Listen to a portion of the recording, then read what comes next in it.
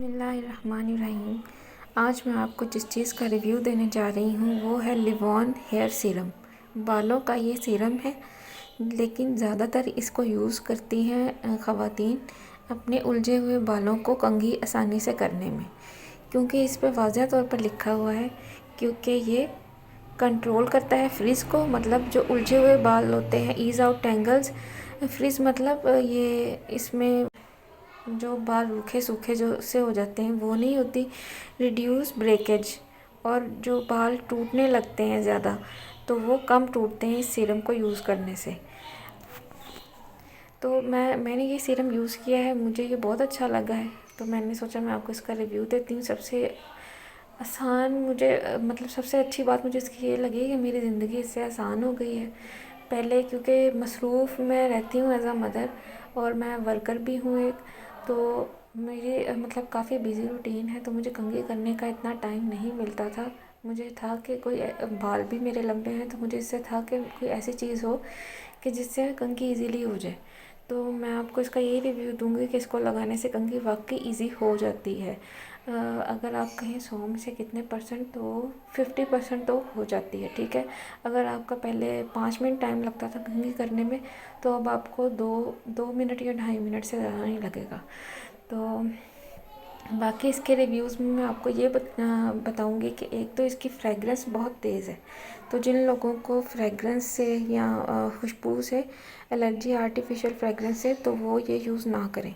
दूसरा ये कि इसमें आम सीरम्स की तरह इतने ज़्यादा केमिकल्स नहीं हैं जितने आम सीरम्स में होते हैं। बहुत सारे केमिकल्स की भरमार होती है इसमें, 3 से 4 या 5 होंगे मैक्सिमम इसमें केमिकल्स। इसकी जो ऊपर वाली पैकिंग थी उसमें केमिकल्स लिखे हुए थे, वो मैंने फेंक दिए, तो मैं अब आपको दिखा नहीं सकती।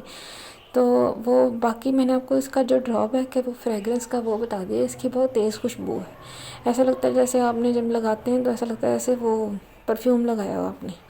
ठीक है, बाकी इसमें केमिकल्स कम है, इसका इतना कोई मसला नहीं है।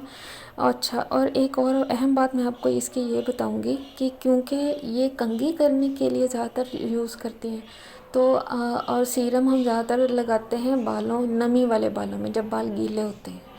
तो आपने इसको इस तरह हरगिज़ यूज़ नहीं करना, क्योंकि जो कंघी होती है वो हम अगर गीले बालों में करें तो हमारे बाल बहुत ख़राब हो जाते हैं, गिरने लग जाते हैं। तो वो सीरम का कसूर नहीं होगा, वो इस बात का कसूर होगा कि आपने गीले बालों में सीरम लगा के फिर कंघी की है। आपने इसको इस तरह यूज़ करना है, पहले अपने आप बाल ड्राई करें, ड्राई होने दें मुकम्मल, फिर आप सीरम लगाएं। सीरम में ऑलरेडी वाटर होता है, तो हमें गीले बालों में लगाने की ज़रूरत नहीं है। बहुत सी ख़वातीन गीले बालों में इसलिए लगाती हैं ताकि उसमें जो अच्छे इंग्रेडिएंट हैं वो जज़्ब हो जाएं बालों में।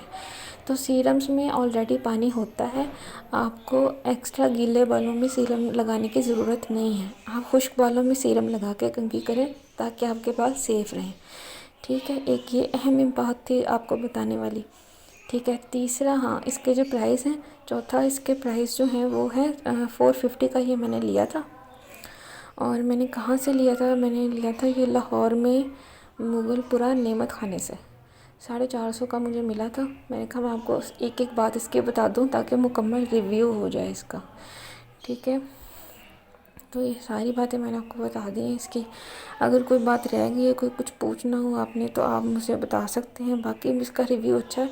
हाँ, दूसरा, इसको यूज़ 1 या 2 ड्रॉप मेरे लगते हैं, 2 या 3 मैक्सिमम लग जाते हैं, क्योंकि मेरे बाल लंबे हैं, तो मेरी कंघी इजीली इससे हो जाती है। और उसके बाद आपने इसको रोज़ नहीं यूज़ करना, कंघी रोज़ करनी है तो आपने एक दिन आपने इसको लगाना है, दूसरे तीसरे दिन आपके बालों में इसका असर रहता है।